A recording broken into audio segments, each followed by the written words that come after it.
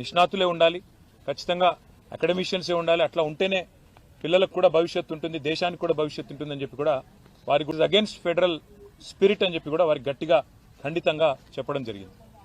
అట్లాగే రాష్ట్రంలో కాదు దేశం మొత్తంలో అన్ని విశ్వవిద్యాలయాల్లో కూడా దళిత, గిరిజన, బలహీన వర్గాల బీసీ స్టూడెంట్స్, స్కాలర్స్ కావచ్చు, పోస్ట్ గ్రాడ్యుయేట్ స్టూడెంట్స్ కావచ్చు, పిహెచ్డి స్కాలర్స్ కావచ్చు, ఇంకా మిగతా పిల్లలు కావచ్చు, ఇవాళ పెడుతున్న ఒక నిబంధన వల్ల వారికి తీవ్రమైన అన్యాయం జరిగే అవకాశం ఉందని చెప్పి కూడా మేము వివరించి చెప్పాం. ఒక క్లాజ్ తీసుకొస్తా ఉన్నారు, no suitable candidate found, NSF అని ఒకటి తీసుకొస్తా ఉన్నారు. అంటే ఈ విచక్షణాధికారం మరి మనం ఆ విశ్వవిద్యాలయానికి వదిలేసినట్టయితే వారి ఇష్టానుసారంగా అవసరమైతే అప్పుడప్పుడు అబ్యూస్ చేసి వాళ్ళ ఇష్టం లేని వ్యక్తులు ఎవరైనా ఉంటే ఎన్ఎస్ఎఫ్ కింద తోసేసి అక్కడ అర్హత కలిగి ఉండి కూడా రాజకీయాల వల్ల కానీ ఇతరత్ర కారణాల వల్ల కానీ ఏదైనా ఇతర విషయాల వల్ల కానీ సూటబుల్ ఎస్సీ, ఎస్టీ, ఓబీసీ క్యాండిడేట్లకు అన్యాయం జరిగి ఇతర కమ్యూనిటీస్లో ఉండే వారిని ఇది మంచిది ఎంతమాత్రం కాదు. కాన్స్టిట్యూషనల్ భారత రాజ్యాంగం ఇచ్చిన హక్కు రిజర్వేషన్. మరి అట్లాంటి పరిస్థితుల్లో ఈ రకమైన ఒక నో సూటబుల్ క్యాండిడేట్ అనే ఒక నిబంధన తీసుకొచ్చి ఎస్సీ, ఎస్టీ, ఓబీసీ అర్హత కలిగిన విద్యార్థులకు అన్యాయం జరిగితే ఇది మంచిది కానే కాదని చెప్పి కూడా వారికి వివరంగా చెప్పాం. దాంతోపాటు రిక్రూట్మెంట్లో, ప్రమోషన్లో లాంగ్ టర్మ్ స్టెబిలిటీ కూడా ఉండాలి, ఒకసారి ఫ్యాకల్టీని హైర్ చేసిన తర్వాత అనే విషయాన్ని కూడా గట్టిగా నొక్కి చెప్పాము. ఇంకా మొత్తం వివరంగా వారికి దాదాపుగా ఒక 6 పేజీల విజ్ఞాపన పత్రాన్ని కూడా వివరంగా వారికి ఇవ్వడం జరిగింది. ఇచ్చిన తర్వాత వారు కూడా చాలాసేపు చర్చించారు. మీరు యూజీసీకి చెప్పారా మీ అభిప్రాయం అన్నారు. యూజీసీ కూడా చెప్పినాము, ఆన్లైన్ అప్లోడ్ కూడా చేశామని చెప్పాము. కానీ గౌరవ మంత్రి గారికి మీరు దయచేసి ఈ విషయంలో సావధానంగా ఆలోచించి రాష్ట్రాల హక్కులు హరించకుండా, రాష్ట్రాల అటానమీ హరించకుండా సమాఖ్య స్ఫూర్తికి విరుద్ధంగా నిర్ణయాలు తీసుకోవద్దని చెప్పి వారికి విజ్ఞప్తి చేశాం. ఆ తర్వాత పెద్దలు నితిన్ గడ్కరీ గారిని కూడా కోరుట్ల ఎమ్మెల్యే గారు, ముఖ్యంగా కోరుట్ల ఎమ్మెల్యే గారి విజ్ఞప్తి ఇది. ఇవాళ ఒక జాతీయ రహదారి జనగామ నుంచి బయలుదేరి ఇవాళ కోరుట్ల దాకా పోయే అవకాశం ఉన్నప్పటికీ సిరిసిల్ల కాడనే టర్మినేట్ అవుతా ఉంది, NH 365B. గతంలో వినోద్ కుమార్ గారు పార్లమెంట్ సభ్యులుగా ఉన్నప్పుడు ఇన్ ప్రిన్సిపల్ అప్పటి ప్రభుత్వం ఇదే గడ్కరీ గారు అంగీకరించారు. మరి ఇప్పుడు సిరిసిల్ల నుంచి కోరుట్ల దాకా పొడిగించినట్టయితే మార్గమధ్యంలో వేములవాడ ఉంది, జగిత్యాలలో కొండగట్ట ఆలయం ఉంది, పక్కనే ధరంపూర్లో లక్ష్మీనరసింహస్వామి ఆలయం ఉంది. ఇటు టెంపుల్ టూరిజం ని కూడా ప్రమోట్ చేసినట్టు అవుతుంది. అదే మాదిరిగా కనెక్టివిటీ కూడా పెరుగుతుంది. కాబట్టి NH 365Bని మధ్యమానేరు జలాశయం మీదుగా రాజరాజేశ్వర సాగర్ ఏదైతే ఉందో దాని మీదుగా ధవళేశ్వరంలో ఎట్లయితే రోడ్ కమ్ రైల్ బ్రిడ్జ్ కట్టినారో అట్లాగే మిడ్ మానేరు మీదుగా కూడా ఒక రైల్ కమ్ రోడ్ బ్రిడ్జ్ కట్టి వేములవాడ మీదుగా కోరుట్ల దాకా తీసుకుపోయి అక్కడ NH 63 వస్తుంది, దానికి కలపండి అని చెప్పి కూడా గడ్కరీ గారిని కోరాము. పరిశీలిస్తానని వారు కూడా చెప్పారు. ఈ 2 కార్యక్రమాల తర్వాత మాకు ఈ 10 మంది శాసనసభ్యులు ఎవరైతే బీఆర్ఎస్ పార్టీ నుంచి పార్టీ మారి కాంగ్రెస్ లో చేరినారో వారి అనర్హత విషయంలో కూడా సుప్రీంకోర్టు మొన్న నోటీసులు ఇచ్చిన విషయం మీకు తెలుసు. మళ్ళీ ఇప్పుడు విచారణకు కూడా డేట్ ఇచ్చిన విషయం కూడా మీకు తెలుసు. ఆ విషయంలో కూడా ఇప్పుడు మా పార్టీ యొక్క నాయకుల బృందం, మా న్యాయవాదులను కూడా కలుస్తున్నాము. కలిసి దీన్ని ఇంకా స్పీడప్ చేయడానికి ఏం మార్గాలు ఉన్నాయి, ఏ రకంగా ఈ పార్టీ మారిన వారి మీద వేటు పడాలి, ఉప ఎన్నికలు రావాలని ప్రజలు కోరుకుంటున్నారు, ఆ విషయంలో కూడా తప్పకుండా పార్టీ పరంగా కూడా ఫాలో అప్ చేస్తాము. ఈ 3 కార్యక్రమాలు ఇవాళ వీటి కోసమే వచ్చాం. తర్వాత సాయంకాలం తిరిగి హైదరాబాద్కి వెళ్ళిపోతున్నాం. మీడియాలో చూశాను నేను 3 రోజులు ఇక్కడే ఉంటున్నానని, నాకే తెలియదు.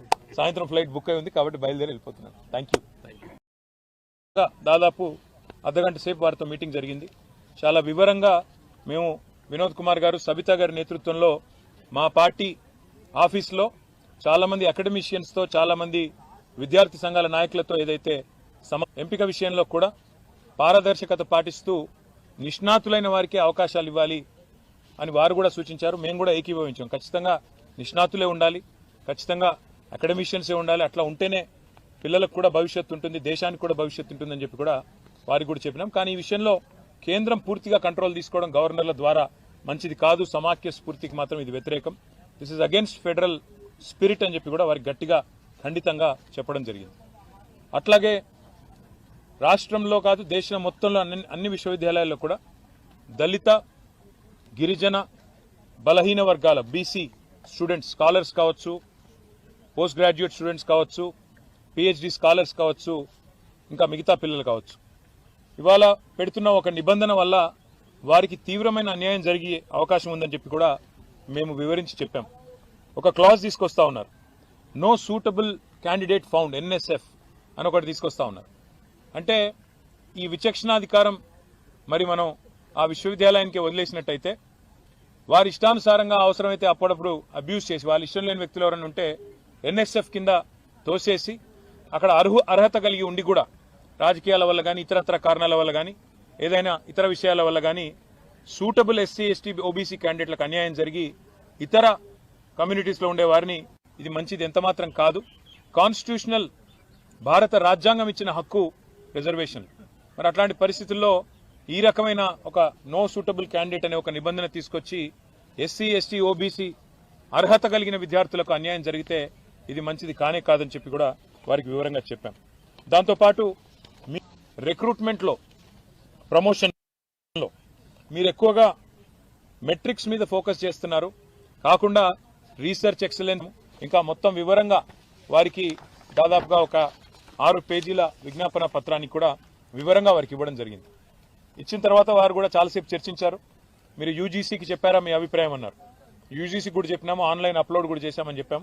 కానీ గౌరవ మంత్రి గారికి మీరు దయచేసి ఈ విషయంలో సావధానంగా ఆలోచించి రాష్ట్రాల హక్కులు హరించకుండా, రాష్ట్రాల అటానమీ హరించకుండా సమాఖ్య స్ఫూర్తికి గతంలో వినోద్ కుమార్ గారు పార్లమెంట్ సభ్యులుగా ఉన్నప్పుడు ఇన్ ప్రిన్సిపల్ అప్పటి ప్రభుత్వం ఇదే గడ్కరీ గారు అంగీకరించారు.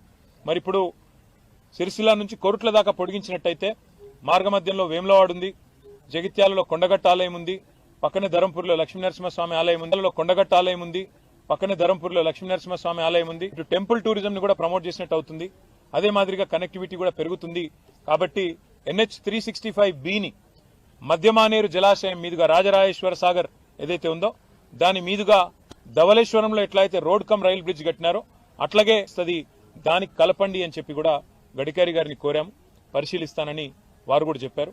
ఈ 2 కార్యక్రమాల తర్వాత మాకు మీటింగ్ జరిగింది.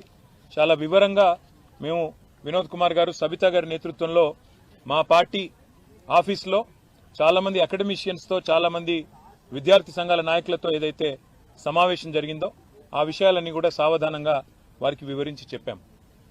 అట్లాగే వైస్ ఛాన్సలర్ల ఎంపిక విషయంలో కూడా పారదర్శకత పాటిస్తూ గట్టిగా ఖండితంగా చెప్పడం జరిగింది.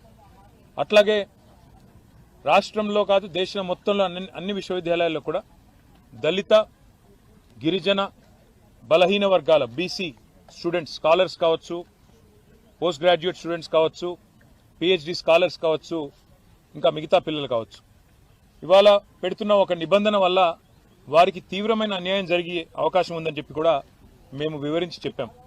ఒక క్లాజ్ తీసుకొస్తా ఉన్నారు, no suitable candidate found NSF అని ఒకటి తీసుకొస్తా ఉన్నారు.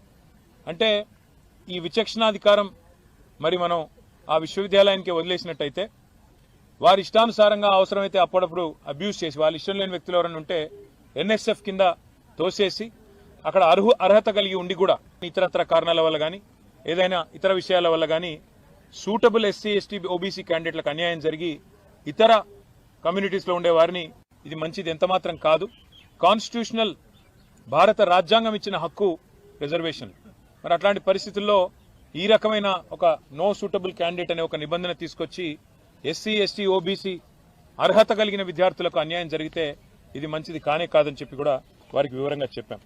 దాంతోపాటు మీ రిక్రూట్మెంట్లో ప్రమోషన్లో మీరు ఎక్కువగా మెట్రిక్స్ మీద ఫోకస్ చేస్తున్నారు, కాకుండా రీసెర్చ్ ఎక్సలెన్స్, అదేవిధంగా అకాడమిక్ గా కూడా కొంతమంది అకాడమిషియన్స్ చాలా మంది రీసెర్చ్ ఓరియంటెడ్ గా ఉంటారు. వారు మీరు అనుకున్న మెట్రిక్స్ కి సూటబుల్ కాకపోవచ్చు, కానీ వారిని తప్పకుండా పరిగణలోకి తీసుకోవాలి. మీరు అన్ని రకాలుగా ఆల్రౌండ్ గా ఆలోచించాలని చెప్పినాం. దాంతోపాటు మరి లాంగ్ టర్మ్ స్టెబిలిటీ కూడా ఉండాలి ఒకసారి ఫ్యాకల్టీని హైర్ చేసిన తర్వాత అనే విషయాన్ని కూడా గట్టిగా నొక్కి చెప్పాము. ఇంకా మొత్తం వివరంగా వారికి దాదాపుగా ఒక 6 పేజీల విజ్ఞాపన పత్రాన్ని కూడా వివరంగా వారికి ఇవ్వడం జరిగింది. ఇచ్చిన తర్వాత వారు కూడా చాలాసేపు చర్చించారు. మీరు యూజీసీకి చెప్పారా మీ అభిప్రాయం అన్నారు. యూజీసీకి కూడా చెప్పినాము, ఆన్లైన్ అప్లోడ్ కూడా చేశామని చెప్పాం.